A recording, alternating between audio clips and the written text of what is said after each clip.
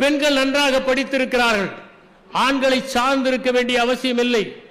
சில இடங்களில் பெண்கள் ஆண்களை விட அதிகம் சம்பாதிக்கிறார்கள், சொந்த காலிலே நிற்க முடியும் என்கிற வைராகியம் இருக்கிறது. எனவே அவர்கள் விவாகரத்து செய்வதற்கு துணிச்சலாக இருக்கிறார்கள்.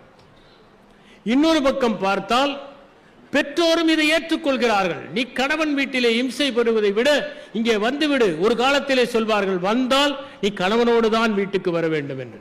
இப்போது தனியாக வந்தாலும் சரி, பெண்ணை ஏற்றுக்கொள்கிற ஒரு பக்குவம் வந்துவிட்டது.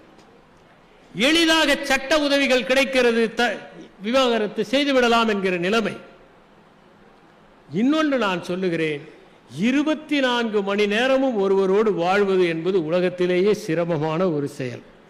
சிக்மண்ட் ஃப்ராய்டு சொன்னார், நீங்கள் 24 மணி நேரம் மட்டும் உண்மையே பேசுவது என்று முடிவெடுத்தால் எல்லா உறவுகளுமே அருந்துவிடும் என்று சொன்னார்.